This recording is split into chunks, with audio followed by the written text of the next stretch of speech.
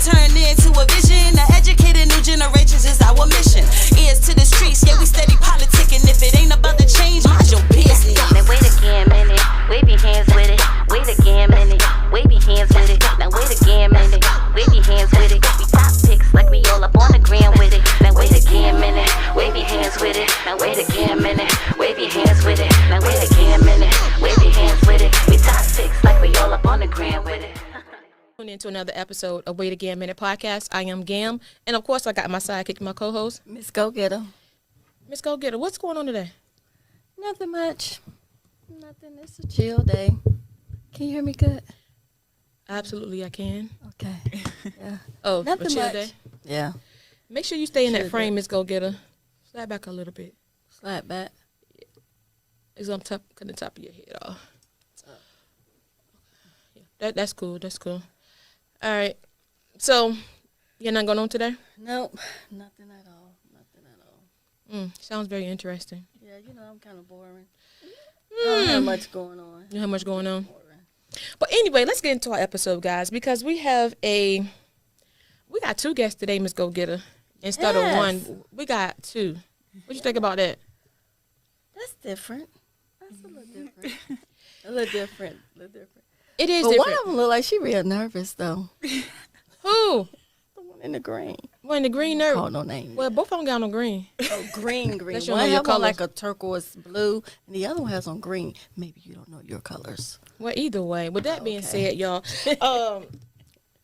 but let me tell you something. I don't care how many of them here. They not coming in here running this show, right? We running this show, so they gonna act like they got some sense in here today. What you think about that? Yeah. Let's go get 'em. They look like they're going to act like they have sense, though. If not, we're going to have Yeah. problems. So with that being said, let's get right into the episode. Please introduce yourself to our viewers and listeners of Wait a Gam Minute podcast. My name is Imari Griffin Hubbard, and this is my wife, Ashley Hubbard. Okay. Now loosen up now, Mrs. and Mrs. Hubbard. Like, loosen up. Just feel good. Seize the moment because today is a good day. Yes. You know what I'm saying? Today's a very good day. So, Amari, I'm sorry. You can call me Mari. Amari, okay, cool. Don't loosen up too much now. No, I'm joking. Tell us a little bit about you. I am 33, married, an entrepreneur. I own my own business. I'm a mom, most importantly, over everything. And I'm just here to tell my son's story and bring awareness to it. Absolutely. So how long have you been married? We will be married 5 years officially next year. Wow, that's good. 5 years and counting. Yes. Happily? Yes, very happy. Good. Okay. I'm just checking for Miss Ashley. I'm just checking. I know she to the right of you, but I just want to make sure everything is good because I don't want to go back and be like, oh, we went up there and then now we ain't together no more. We ain't doing that. We not doing that. You said you're not worried. No, not at all. Not at all. Solid. So, Mari, tell us a little bit about your son. My son's name is Grayson Mackay Hubbard. He has a middle name, but to start off, he has two first names. And just to give you a little backstory, when we first got pregnant, we were pregnant with twins, and we lost a twin. So when we found out it was a boy, my wife came up with the name Grayson. And I didn't want a regular spelling of it. And I was just laying in bed one day because I was on complete bed rest. I couldn't work the whole 9 months. And she did hold down the fort the whole 9 months. Like I didn't Thank have you, to. Ashley. That's Right. what I'm talking about. I didn't have to work or want for anything. But the saying that came up in my head was God's grace gave me my son. So instead of it being the normal spelling, we did Grace, son. So Grayson, God's grace gave us our son. We kind of knew he was going to be special because he kind of made it through, like, the rough patch in my pregnancy when I lost his twin. But he is 4. He is Spider-Man Jr. He is funny. He is strong. He's amazing. He is everything we both could have asked for, like, in a child, honestly. Yeah, I'm sure. So you said that you guys initially had pregnant with twins. Yes. And so he ended up surviving. Yes. And so Grace son. So like Grace and Mercy. Mm-hmm. Wow, that's different. That's different. So tell us a little bit about him. I know you said that he's 4 now, right? Yes. So give us a little backstory on why we are here today. Like what some of the things that transpired before you guys knew what he had going on. Okay. So, well, when he was first born, he was originally due the day before her birthday. So I was trying to hold him off until the day before till the day of her birthday. But we had to go ahead and have him because his heart rate was going up. So around 6 months is when we found out that he had, I can't remember the name of it. It's a really weird name, but like his neck would stay to the right and it would be flat on one side. So for a year, he had to have a helmet on, the hard cast helmet to reshape his head. Oh, wow. So he got out of that, and then like around the end of March or the beginning of March this year, he started like throwing up really, really, really bad, and we couldn't figure out what was going on. We kept taking him to the doctors or whatever. They just kept telling us it was going to be a viral infection. It'll go away.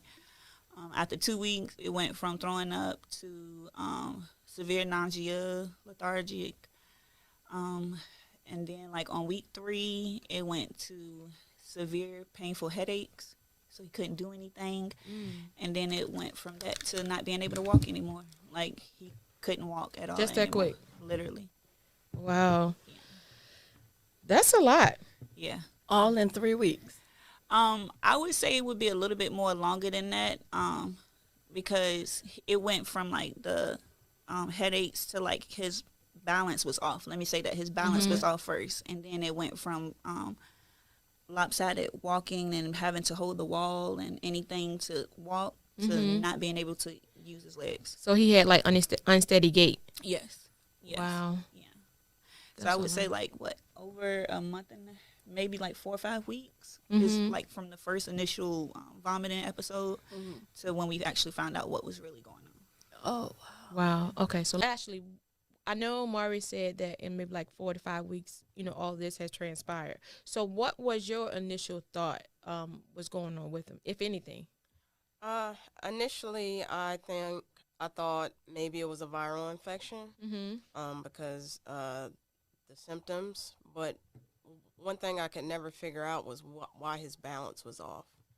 And so that stayed in the back of my mind, like it might be more than that. And then once all the things transpired and he fainted and went to the ambulance, and they tested him for everything under the sun. We took him to like 6 doctors. Wow. Yeah, we took him to 3 hospitals. Yeah, 3 hospitals. They did a CAT scan of his stomach. They didn't find anything. They did all kinds of tests.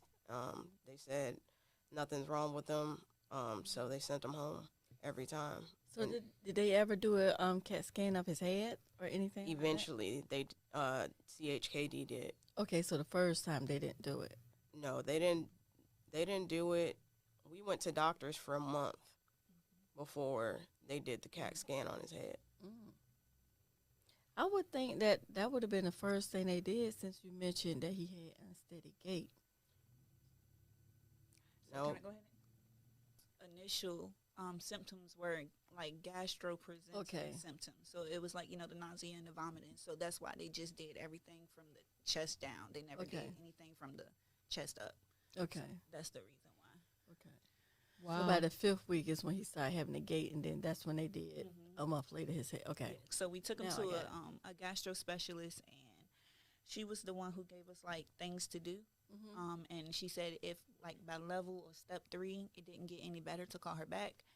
And at one point I think it was Memorial Day weekend. Memorial Day is in May, right? Okay, yeah. So Memorial Day weekend, he was with my sister in Richmond, and she said that she didn't feel right. She was going to take him to the hospital. So my wife went up there. I had duties to do with my best friend because my best friend was getting married. So I was able to stay home, and my wife shot up there. VCU said we need to see a rheumatologist, that it could be a autoimmune disease. Yes. So I called the gastro doctor, his primary care doctor. I called them all on Tuesday when they opened up, and which is crazy because the primary care doctor never got back to me. But the gastro specialist doctor said for us to take him straight to CHKD, and that she would put in the notes that he needed to be admitted to figure out what was going on. So I'm guessing she knew that it would probably be more than gastro problems. So that's the reason why she wanted us to do the steps first to eliminate. Rule it out. Rule it out. But this is the thing though. So when they were telling you to rule everything out, you know, it's like, and I'm sure time was going by slow for you guys. Like, you know, you're saying, okay, basically, we have to complete steps 1 through 4. But at the same time, our son isn't getting any better. Yeah. Right. So what was your mindset during that time? For me, I was worried. It went from worry to anger, and then having to realize that all of the doctors were really ignoring us. Because yes, y'all know about medical history, but you don't know about our child. You get what I'm saying? And his normal day-to-day activity and how he is, his personality and stuff. So I did start to feel like we were being ignored. The only doctor we weren't being ignored by was the gastro doctor, which is what I was. Good. Yeah, we did have one doctor, and she was the only one that listened to us and took us serious. So Yeah, because and that it was constipation, and that's why he was throwing up. And they kept saying that every time we took him to the ER, then they gave him, you know, Miralax and stuff like that, and he just wasn't getting any better. So during this time, was he actually using the bathroom though, or no? Because I'm trying to figure out why would they say that he's constipated and they'll give him like Miralax stuff like that to try to soften his stool. So they did an X-ray, and on the X-ray it showed that he was full of. Okay, had a lot of bowel. Yeah. Okay, got you. Wow. So thank God for that gastro doctor. Like, are you guys still in contact with her? So the day that we found out what was originally going on, the next day she came up to the hospital, and that was when we got to see her again. And she was in tears because, you know, she had never had a situation like that go from something everyone else thought was normal to it being as extreme as what it turned out to be. And she was like I said, in tears, and she hugged us, and she said she was grateful that that we listened to her, and we both told her that we were grateful that she listened to us. Absolutely. Oh, right. Yeah. Initially, to do the CAT scan of his head, she was going to do that. That was going to be the next step if what she tried initially didn't work. That's a lot. Yeah. That's a lot. Okay, so you guys were admitted to CHKD, and then they said what was that day like? Okay, so he was with his auntie, and once I finished my client, I counseled the rest of my clients, and I picked him up when we took him. My wife was at work, and she met us at the hospital. So it was me, him, and my mom. She went with me, and Ashley met us. So when we got back there, mind you, I keep all of his paperwork, anything that we got from all of the doctor's appointments. So I handed the paperwork over to the doctor, and he's looking through the paperwork, and he's like, well, you know, Miss Hubbard, they ran every piece of test that they can do. Like, I don't understand what more you want me to do. And did he say it like that, though? yes, literally like that. Like, he was linked on the, you know, where the tables are, they have the computer and they type on, and you pull out the drawer. He was linked on that, and that's just how he said it. Like, I don't know which more you want us to do. VCU said is autoimmune. So when he said that, I would have been pissed off. oh, I was Like, no type of bedside manner. So basically what you're saying is, what the hell else do you want us to do? Like, Right, that's basically what he said. what? and that's what kind of like sent me over the edge, because I'm not gonna say it, but I was just like, I don't give a what you say. Like, my son, he can't walk. Like, take him off of the bed and ask him to do 2 steps, and you'll see. And that's what he did. He pulled Grayson to the edge of the bed. Grayson's legs was hanging down, and he did check the little reflexes on his knees. And he was like, his reflexes are good. And I said, I don't care. That's not what I said, but, you know. Right. I don't care. Say? Tell me what you said. Say it. I don't give a fuck. I'm sorry, Mom. I don't give a fuck. My son can't walk. Right. They can walk. I picked him up off the bed, and he couldn't even take a full 2 steps before he fell over. And when he did that, he said, okay, we're going to take him back for a CT scan. Grayson went back for his CT scan, and within, 10 minutes, if that, we were told that it was a tumor, and then 10 minutes after that, he was in surgery. So we didn't have any time to process. All I heard was tumor, and I just dropped and screamed and cried. Yeah, the doctor, before they did the CAT scan, said it's highly unlikely that it's anything. Yep. So he, kind of tried to put us at ease. And then, I was like, okay, another test that, you know what I mean? So I'm like, can we find out what's wrong with our son? So when he came back and he said that, it was just unbelievable. It was a total shock. Well, actually, he wasn't the doctor that came back. The one who came back and told us it was a tumor was a completely different doctor. So he must have been a radiologist or Oncologist, probably. oncologist. Yeah. So at that point, Sometimes the radiologist, when they give you that diagnosis, a radiologist sometimes, or whatever they're called, they will come in because they're the ones that read the x-ray. Yeah. Because, see, we didn't, on the 27th, which is the day that we found out about the tumor, with brain tumors, sometimes it can be, non-cancerous, and then it can be cancerous. Right. So on the 27th, we just knew it was a tumor and that his skull was filled with a lot of fluid, which is where the headaches and the stuff was coming from.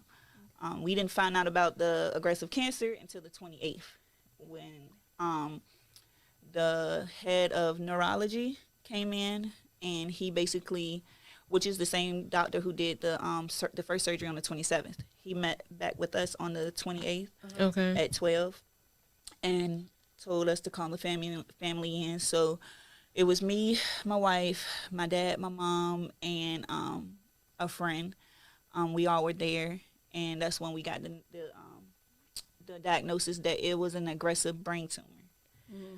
And it was, I won't say, at that moment we didn't know exactly what type, because they had to remove the tumor out and then send it off to California to find out exactly what type of brain cancer. Yeah, they do genetic testing. Yeah. Yep. So it was. So I couldn't imagine, what I'm saying, how you guys feel, because yet 4 or 5 weeks, you guys trying to figure it out. Now you kind of getting down to the bottom of it, but it's something that you probably couldn't even imagine, right?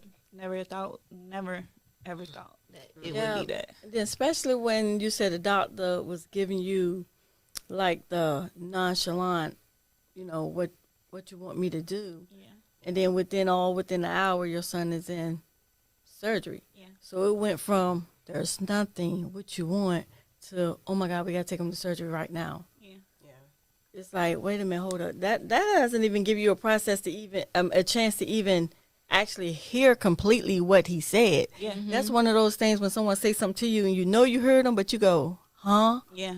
Because you want them to repeat it again, like, what? Yeah. So y'all didn't even have the chance to even get them to repeat it again before they was rolling them out in surgery. Literally, they came in and they told us, and the neurosurgeon, he was like, come on, we're going across here so they can prep him for the surgery. I had to end up, because my son at that time had locks, so I had to end up cutting a portion of his locks. So they had to give you scissors. So you did all of this within that short time frame. They had to get a room prep for him. You had to cut his hair. They had to get anesthesiologist. A what? Yeah, whatever. That was a tongue twister. You know what I'm saying? Anesthesia. They had to get all that set up. Yep. All within that short amount of time. Literally within 20 minutes. We hadn't, I don't even think we was in the hospital that day for a full 30 minutes, because we wasn't in the ER that long. Once they seen that note from the gastro specialist, we were basically in the back after we did the registration paperwork. It was really quick. I could honestly say within 30 minutes. Everything went quick. Yeah, it took me like 2 weeks to even process how fast everything He went. didn't already had surgery and everything then. Yeah. Wow. Okay, so he had surgery, so that went quick. You got your on the 28th. You met with the doctor again, or whatever, and he told you that X, Y, and Z. We got to send it away and see what it come back. So when it comes back, what was the time frame like, far as waiting from when they sent it off to California till they got back with you guys? Okay, so and everybody like, oh my God, you remember these dates, but you'll never forget them if you're ever in this scenario. But May 27th is when we found out it was a tumor. May 20, and he had the first initial surgery, which was just to put the drainage in. Okay. May 28th is when we found out that it was aggressive brain cancer. May 30th is when they took the tumor out, which is actually when they did the craniotomy. Mind you, his birthday is June 4th, so he had this surgery 5 days before his 4th birthday. We did not find out about what type of cancer it was for at least 2.5 weeks, almost 2.5 weeks. That's a long time. Yeah. Yeah. There's only one pathologist in the United States that his oncologist really trusted to get the exact results. So we had to wait until he got to Grayson's tumor to figure it out. So that's why it took as long as it did. Wow. So what is it that they diagnosed him with? So with brain cancer, it's not staged like normal cancers. Instead of being like stage 2, 3, 4, it's actually grade 3. And grade 3 is being the highest, the most aggressive form of brain cancer, and it's called ependymoma. So it's kind of like, it wasn't close to his spinal cord, if that makes sense, because that type of cancer can only be located in the brain and on the spinal cord. So it hadn't touched his spinal cord yet, but it was like right there, like where you have the the little hump at the head. It was kind of like right there is where they initially found it, which is what was causing his not being able to walk. Yeah. Because it was kind of close to his spine, because your spine go up that way. Yeah. And Oh, they said wow. it was big. Yeah, it was like I'm sorry. Go ahead. Yeah, when they showed us the brain scans, because when they brought us in the office, they showed us the brain scans, and that was the day that they told us it was cancer. We saw it, and it was a huge part of his. It was all basically in his brain, and it was a huge ball. Like the size of I'm not gonna say quite like a tennis. I'm not gonna say it was quite like the size of a tennis ball. Maybe like a golf ball. Yeah, maybe a little bit bigger than a golf ball. That's how big it had got, and it grew so fast. Oh, wow. Yeah. Wow. And your brain is small. So for that, to be so big like that that's unimaginable. Like, okay, so you guys are there and they're telling you this, and then so you guys are kind of closing in on, what he has. So what is going through your mind during this time? All I remember when they said aggressive brain cancer, and I don't want to cry. All I remember asking, all I remember asking was, "What's my son gonna die?" Wow. Yeah, I didn't. I never imagined that. We would be in this situation at the time. So, I was really. That was my main focus, was trying to make sure my son wasn't going to pass. If we hadn't caught it as soon as we did catch it, he probably wouldn't have made it to July. Yeah. Wow. And hold on now. You guys are in May. Of this year. Of this year. This 25, and they're saying that had you guys not caught it, he may have not been here in July. Yeah. That's wild. And as much as we, preached about or made awareness about his story, honestly, besides the people that was in that room that day, this is the first time we've ever publicly said that if they hadn't caught it, he wouldn't have been here in July. Wow. Yeah. So what made you, so I'm going to ask you, so what made you say it today? Because I need parents to understand that you are your child's advocate, and if we hadn't and we would have just listened to them, we would be the moms of a child who died from cancer. Instead, we are the moms of a child who's fighting cancer. Right. Yeah. So, you guys are champions. Like you're a champion for your kid, and you're actually right. And I think a lot of times, life be lifing. So parents going throughout the day or whatever, and they're not really paying attention to what's going on with their kid, and the doctor is saying, "Hey, he has a cold." You're like, "Okay, it's been 6 months. This dude still got a cold." Yeah. And you don't think about it, so you just start pumping that medicine in them, and then he or she's not getting better. But so it's just like what you said, like really paying attention and really being an advocate for your kid, because if you don't, who will? Right. And knowing your child. Yeah, definitely. Knowing your child, that's a big part of this, because if we thought, like, basically he probably just has a cold, or just brush it off, but his whole personality was different, and that's how we knew something was seriously wrong. Wow. When you say his whole personality was different, what do you mean? He's very energetic. He talks a lot. He has a lot of tantrums sometimes.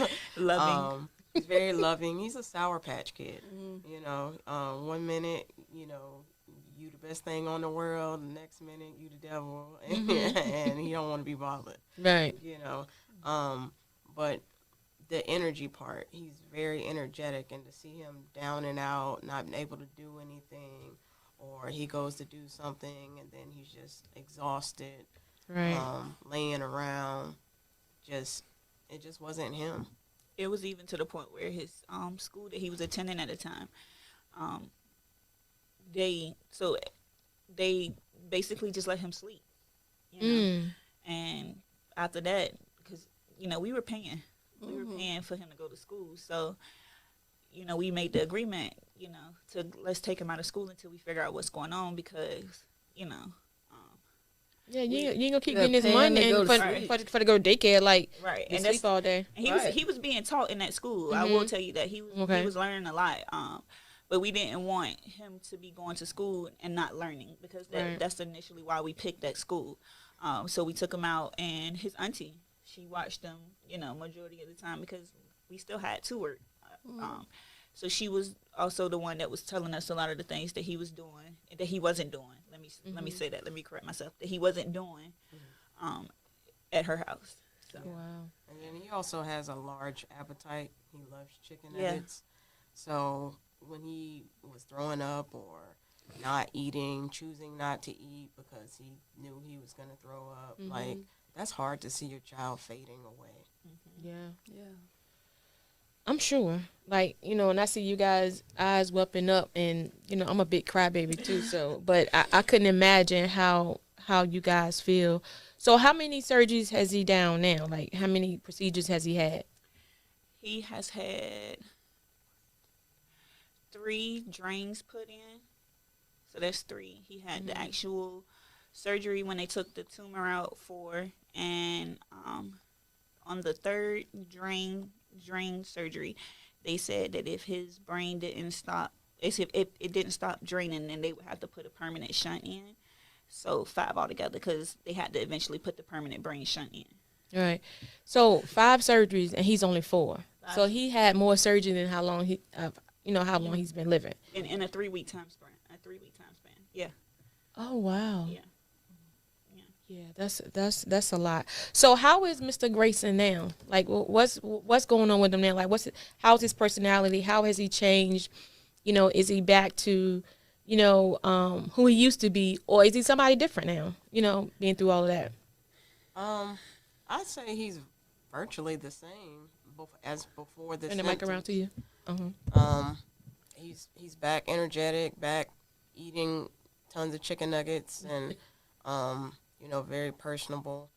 And he's still a Sour Patch Kid, but he feels like now, because since he got so much special treatment in the hospital, that he's supposed to continue getting special treatment.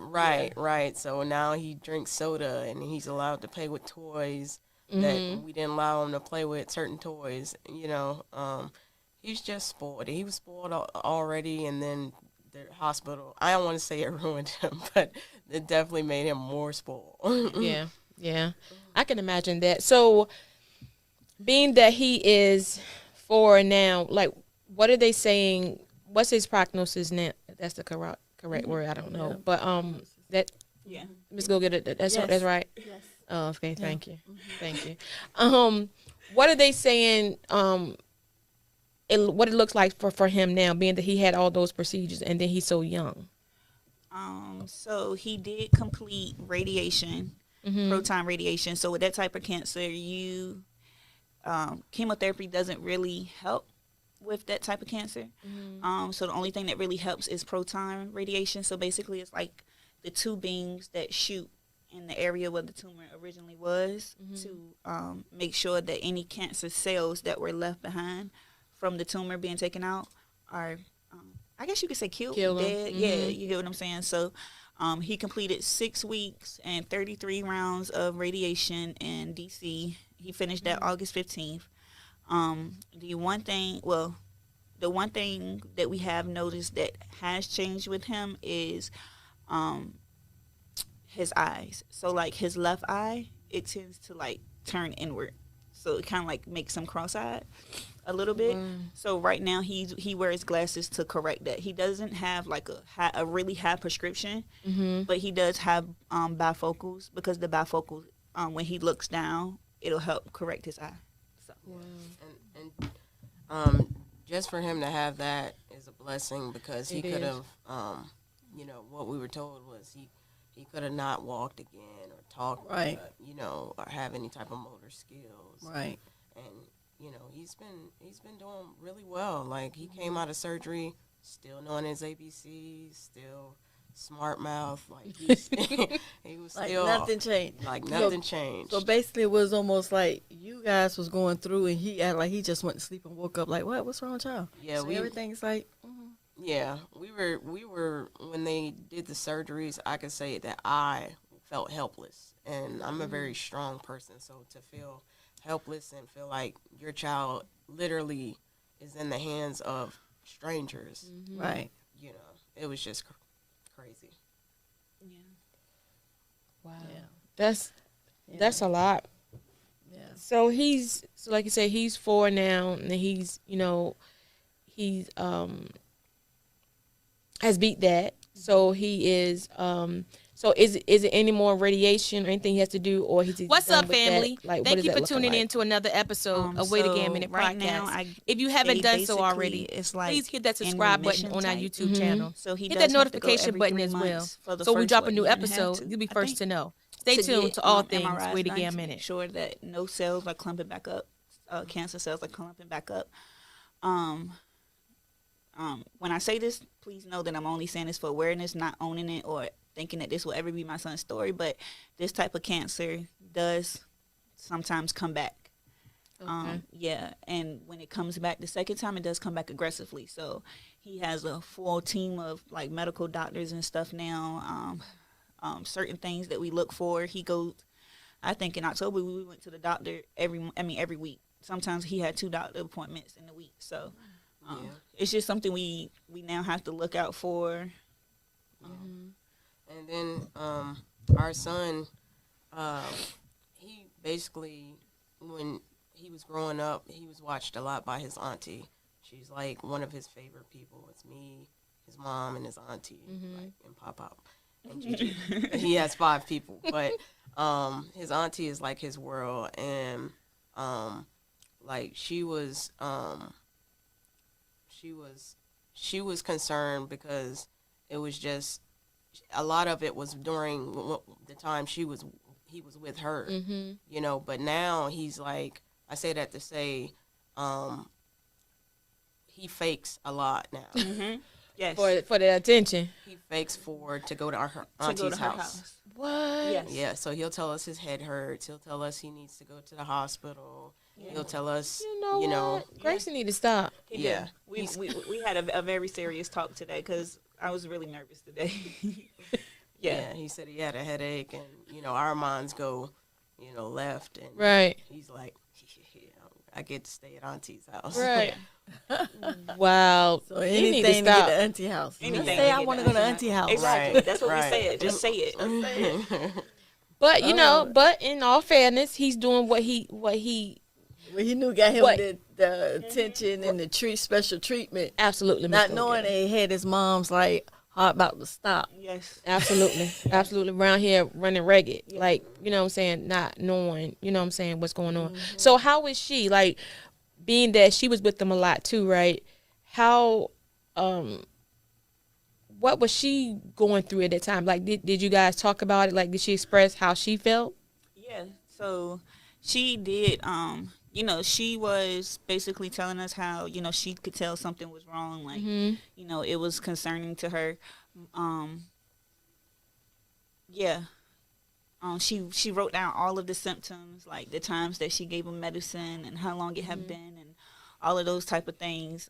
So it was really traumatic because the day that, like I said, we found out that he had the tumor, she was in the hospital. She actually once, because we couldn't really say it. You get what I'm saying? Like every time you say it, you're reliving that moment that you hear it. Right. We initially I had my mom call.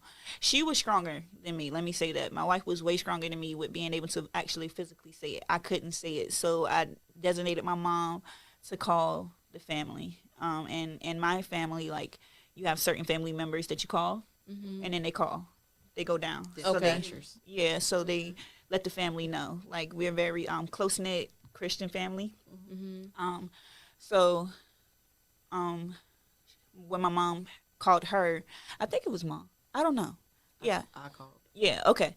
Well, when she was called, she basically got up out the hospital bed. Like, she took the IV things that were in her, and did she come up there? I believe she tried to come up there, but we knew that once he got out of surgery, he was going straight into the intensive care unit. And at that time, when your child is in PICU, you can't have a lot of people come up there because it's intensive care. So you only get 4 designated family members that's not parents, and then 2 clergy. So you can only pick a certain amount of people. And she was once we was able to fill out the paperwork, she was one. She was one. My mom, my dad, his goddaddy, and my sister. Did I say my sister? Yeah, and my sister in Richmond, the one who actually originally took him to VCU. So did you allow your pastor to go?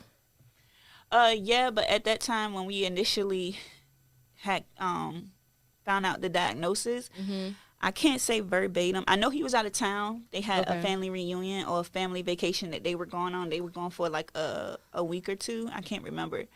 And then when they came back, I believe there was like funerals done. Okay. But yes, he was. But my mom, she has a doctorate in theology. So in order for us to get her on the list, we had to put her down as clergy. Because, I mean, technically she is. You get what I'm saying? So, yeah. Wow. Okay, so now this is going on. Like, how are you guys feeling now that, you know, so it's been like how long? How long ago since all of this, from May 27th to now? What is life looking like for you guys? Like, how has life changed for you guys? So as far as like me and so I was a person that worked 16 hours. I would be at the salon at like 6 a.m. Wouldn't get home till like 9. She would do majority of like the nighttime stuff. That has now completely changed. I'm very strict. I try not to go in no earlier than 8 unless I have certain clients that, you know, they're accustomed to coming in early. Then I'll just do that specifically for them. But I have to take my last client no later than like 2:33 because he's in a new school, and the school is on the borderline of Chesapeake and Norfolk. So I had to go over there to get him. I pick him up, take him home, homework. Sometimes if he doesn't have homework, he'll go over to his auntie house or whatever. Okay. But it has made me be home more, stay home more. Because before, and I used to always tell my wife, like, I feel like I missed out a lot.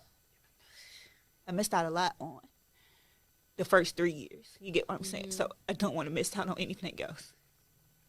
All right. And I make every holiday a big event because, like I said, you never know. And it could have been the last. He probably wouldn't have had no holidays. So.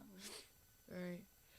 Yeah, that's a lot. I just think that but and listening to you, what I'm saying, you have to work, and when you be an entrepreneur, people don't see that side. They look at little things, but you doing what you think you need to do is to provide. Yeah. But at the same time, when you do that, when you're providing, the kids are missing out. You're missing out on some of the kids' life. So, how has it changed, like for your family? Like, how did your family deal with the news, so suddenly too? You know what I'm saying? Because as well as you guys are processing it, you're dumping something on their shoulders too. So what did the families look like?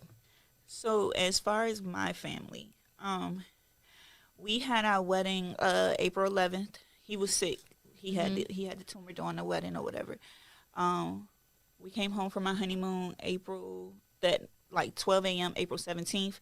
We drove up north. My grandmother passed away that same day that we came home from our honeymoon. So we had her funeral 2 weeks later, and then literally 3 weeks after the funeral is when we found out. So we were reeling from my grandmother passing from cancer, then finding out that my baby has cancer. So it's like for my side of the family, it was really rough. Like it was really rough.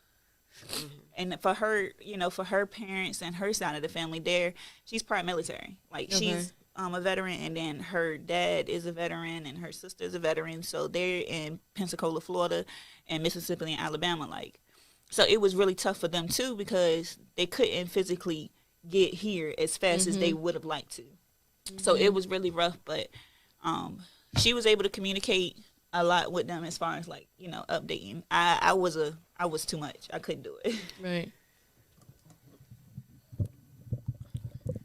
Yeah, I would say for me, the way my life changed was like now I'm working 2 jobs because the cancer bill's outrageous.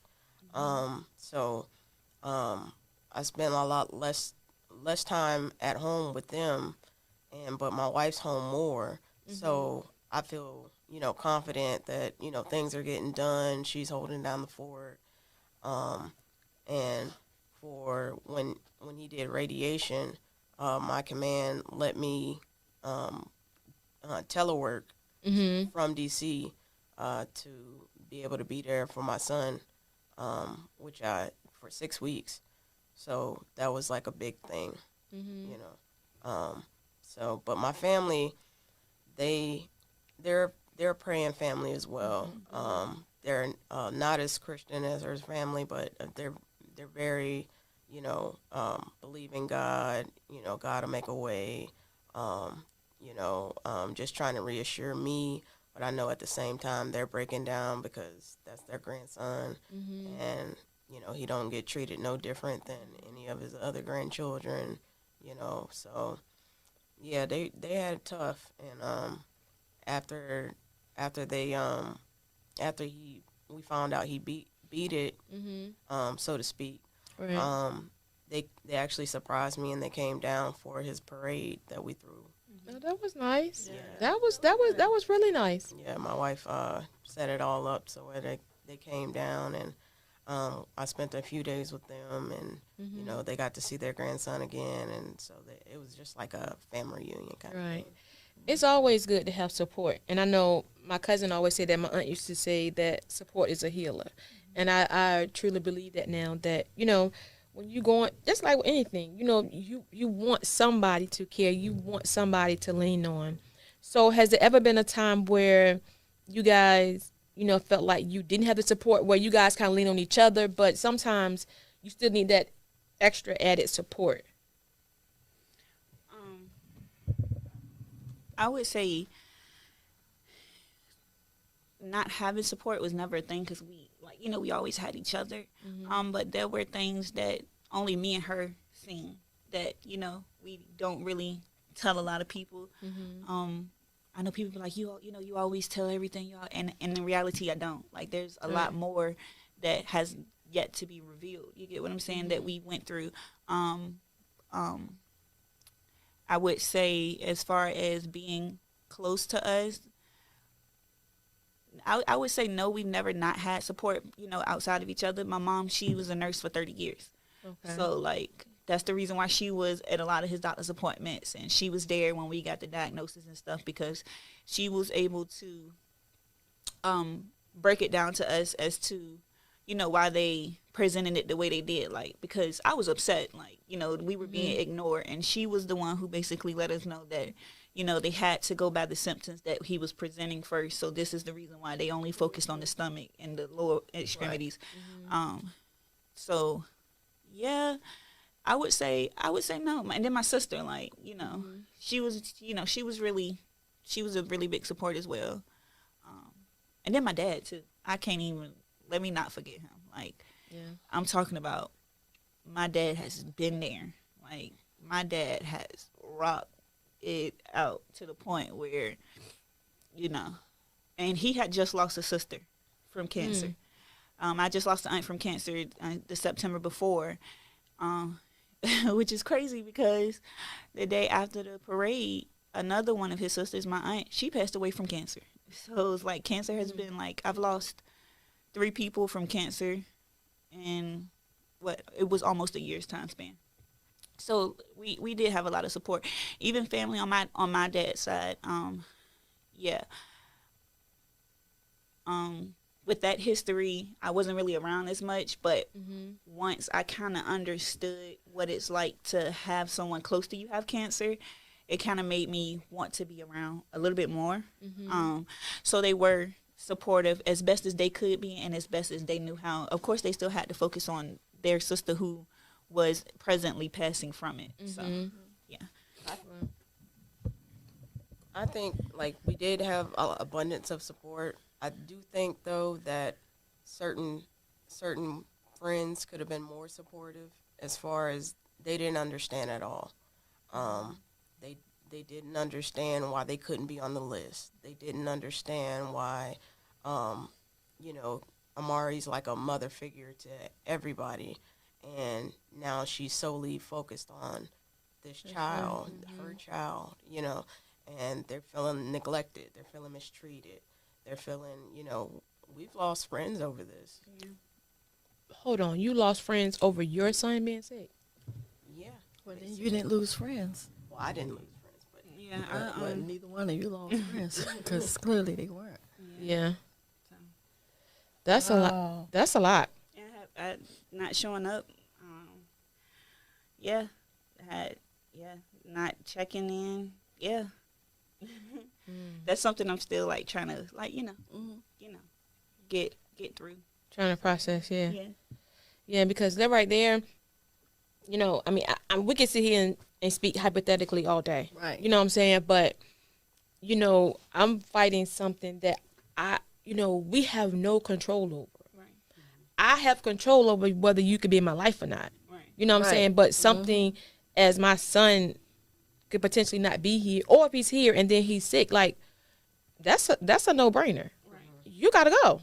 You gotta go and feel how you feel. You know, but I gotta take care of what's mine. Exactly. You know what I'm saying? And then he depends on me. Right. You know what I'm saying? And I depend on him, and you should, because you, like, if something happened to your son, like, you would be distraught. Right. And I don't think you know, like I always say it, and I go back to it, people don't realize, like, even now I'm dealing with it presently, people don't realize how hard it is, even though he's, you know, beat that part or that, you know, chapter in his story. It's still hard to talk about it. You get what I'm saying? So a lot of times there were, like, when he was going through it and we were getting the information, I would just, you know, type up statuses, because, like I said, her family's in the military, and I have family in New York and all over South Carolina and stuff like that. So that was like the easiest thing for us to do, instead of having to constantly pick up the phone and tell everyone. You get what I'm saying? Have to repeat the same thing over and over and over and over again.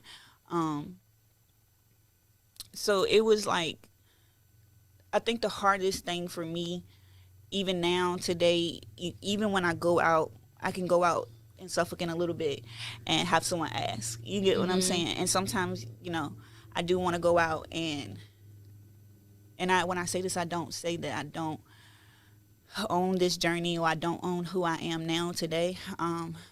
Some days I just would like to go out and not be the mom of the sick child. You get what I'm saying? Like, that is a hard reality. And I know people ask because they're genuinely concerned. Like, his story did make a lot of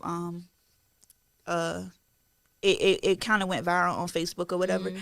So I do know people know the story. Like, even when we went to his new school, a lady was like, "Oh, I know you," and I'm like, "You probably seen it from Facebook or whatever." But what I'm hoping in this new chapter is that we can move out of Suffolk to another city, so that way, at least, I don't know about for her, but for me, when I walk out, I don't have to be reminded, because it's a lot of things that we went through in Suffolk that still remind me of that day, like when we initially got he has a tumor.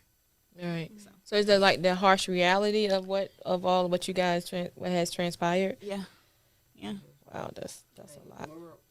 We're reminded every day anyway, because we're getting the bills, we're getting people asking, how's he doing? We're getting, we see the scar in the back of his head that it'll always be there. We're just constantly reminded, and sometimes it's overwhelming. Right. Even though he's fine now, like, it brings anxiety, because I'm like, okay, are we gonna go through this again ever? Like, what does the future hold for us or him? I want him to grow into a man and live his life, because he's only 4. Right. The good thing is, God is good. And, as we know all the time, God is good. And that's been proven, even in the short couple of months that, you guys have been going through what you have experienced. But I know you said something about the bills. So, what, the insurance didn't pay for it, or you guys didn't have insurance? Like, what was that like? I am a federal employee. Okay. So I have insurance. They have insurance. But the insurance didn't cover everything, and it left a big portion on our shoulders. Yeah, it was quite a lot, because as you're going through this, that the bills are racking up. He's still in radiation. Every appointment in my head, it's like, like, okay, I want my son to get through this, but also this is going to be heavy on us when it finally downs down to, okay, this is the bill, and glad your son's okay. But yeah, that's been a pretty big stressor on us, financially, because you don't want anything sitting over your head. Right. And some people, give us advice, and they're like, man, F those bills, and, you got your son, and that's all that matters. And I'm like, it's not your credit. It's not your pockets. It's not your time that you have to go to work. Right. It's I appreciate you, I understand what you're trying to do, but at the end of the day, it's priceless to see him walk again, to see him talk again. So I don't mind going to work again, after I get off work. I don't mind doing what I need to do for my family. But it was just something that we never thought that would be a part of our story, that would be a part of our credit, Right. We just weren't expecting it. So we didn't have savings for medical bills. We live paycheck to paycheck like everybody else. Right. Yeah, I can, And what's crazy is a lot of people don't know this, but the surgery that he had when they took the tumor out, that surgery alone was $350,000. And the insurance, don't get me wrong, they paid a good portion of bills. It's just that it was an outstanding bill. Yeah, because if your copay is like 10-15%, and it's $350,000, and that's not even including after the follow up visit. That's 10%. That's still $30,000 right there. Like right now, I have like a binder about this thick full of medical bills. Well, I have some separated that we still owe that we have to pay on, and then somewhere they covered it, so that way I can keep track as well. I try to be as organized as I can with as much as I can with this journey. Radiation was what, almost close to 80,000 for just 6 weeks. So I think he's right. I can positively say because I haven't calculated them all, but just from that major surgery and the radiation and including everything else that he's been through, it's been maybe like $500,000 almost. It probably more. Like so. I can't begin to sit here and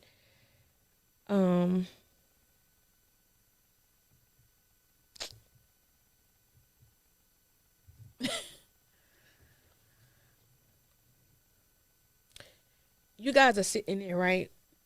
And I'm like, it just make you think, like sometimes we take a lot of things for granted, like, because this could have been another way, but to see you guys, I'm thankful that you guys are together, like y'all have each other, because some people may go through this,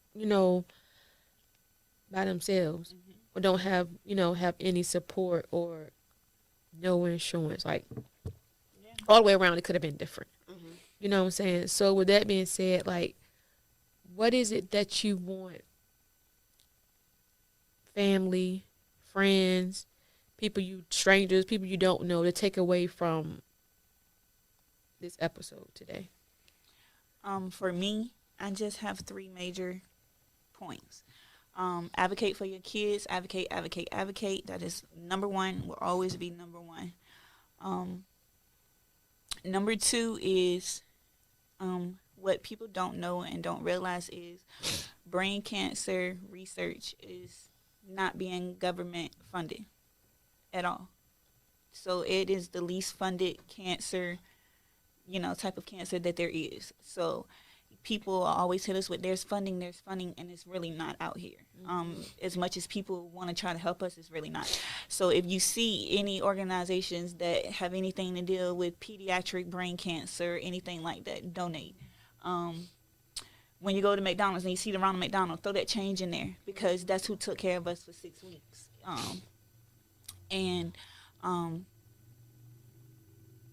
Just know that, and the third one for me is just know that if this becomes your story and this is your new life, my inbox, my phone is always open. I'm always here to help anyone because there were mothers whose kids had cancers, and I don't want to specifically say names, but if she does see this, just know that I appreciate you more than I could ever say. But just know that you're not alone because I've never felt alone with those women. And I'm always here. That's the 3 things I would say take away from it. Advocate for your kids. If you see any brain cancer organizations that are accepting donations, anything like that, if you have anything, just donate to them. And if you ever need support, just know I'm here. That's my 3. I would say don't take life for granted, yours or your children's. Just every moment you have with them, cherish it because you never know if they're going to walk out. And that's what I would take away. Yeah. Wow. Whew. This has been a lot today, but it was definitely needed. And we're just, like for real, grateful that you said yes to come on. You know what I'm saying? Because you could have said no. But I think, overall, it will help other people. You know what I'm saying? So any final words from you guys? Anything that, you may have wanted to say and didn't say, or like speak from your heart or whatever it is. This is your chance now. Speak now, forever hold your peace. I would say for me, I feel like it did because we had to lean on each other. And I just remember one day where, somebody said it was going to be all right to Imari. And, we drove back home and she started crying and she started, bawling. And she said, nobody understands. And, everything like that. And, I'm his mom and nobody else understands. And I'm like, you don't think I understand? And I would say that's the only moment where we had some type of confusion because that's not what she was saying at all. But, I was in my feelings because of the situation and because of everything else. And I just feel like having to lean on each other made us stronger as a married couple, as a family. You know, we're very close. So, yeah, we were close before, but we're like super uncomfortably close. On top of each other now. Yeah, we literally, when we were in radiation, had one room. So we were close, sharing the TV close. Yes. Like, yeah. So I appreciate what God is doing in our lives. Yeah. And I don't know why he took us through this journey, but it's a part of our story now, and I'm sure it'll be revealed later. But I have faith. I have faith that he's going to be all right. That's good. So what about you, Mari? For me, Slide that mic over to you. the last thing I would want to say is, if God is who you believe in and you are in church, give your child back to God. Even if you can't stand up there, give your child back to God, because God basically saved our son. He was given back in a private ceremony, and though for years we couldn't figure it out, we couldn't understand it, when we were in that cancer journey, we understood it, and we get it. So if I could say anything, like I said, give your baby back, Christian your kids, because God will carry them. God will carry the parents, because he carried us. Like, and also, if you need therapy, seek it. Find someone. During this time, I was seeing 2 therapists and taking medication. Still am taking medication. So get as much help as you can, no matter where it's from. And don't let people make you feel bad about what you do to get through. Yeah. You know, your coping mechanisms might not be the same as someone else's, but don't look down on others because they don't do it your way, or they don't take your advice, or you know, just anything like that. Because at the end of the day, there's only 2 people. You know, everybody that touched us had to go through it. Don't get me wrong, but there's only 2 people who literally can make decisions that are like, okay, it's hard to say, all right, take my child into surgery, or do this or do that, you know. And so I would just say, you know, Give grace. Respect the journey. And give grace. And give grace. Everyone needs grace when you go through this. Because it's not, you know, when you going through it, you do separate yourself or you do seclude yourself, and it's not intentional. It's because you have to try to figure out a way to be whole in a new life. So don't ever look at it as someone is not trying to be there, or they're changing who they are towards us, you know, towards the world. Not going to just say one specific person, but when you go through it, you change who you are towards the whole world. So just give people grace, you know, just accept that this is their new life, and they're trying to balance it in that moment as best as they can. Right. And to seek help, as much help as you can, groups, therapy. If you need medication. As far as for me, I went from being a complete smoker to I am almost 5 months not smoking. Woohoo! Yes. But it's helped me. You know, be able to live in the reality and the journey of what it is, instead of smoking to escape the reality. Right. So and I feel like it's made me a better mom and a better wife as well. Yeah. Give you a chance to actually focus. Yeah. But yeah, I'm definitely with you when you said about grace. You know, giving people, extending grace, because that's what God did for Grayson. Yes. Right. He extended his grace. Yes. You know what I'm saying? So that's that. We're not gonna hold you guys long, but we really thank you for stopping by and letting us know, you know what I'm saying, what's going on, what a day looks like for you guys. You know, people see you and they think that everything is hunky-dory, but people don't really know what you're processing mentally or what that really looked like for you. So we're excited to see what's next for Grayson next. I'm sure he's probably gonna he's already faking and all that, and y'all anxiety is through the roof. Yeah. Right. You know, so I'm sure as time go on, he's gonna figure something else out, and you know, he's gonna take it up a couple notches. So hopefully you guys are ready for that. So with that being said, stay tuned to All Things Wait Again Minute. Good night. Good night. Good night.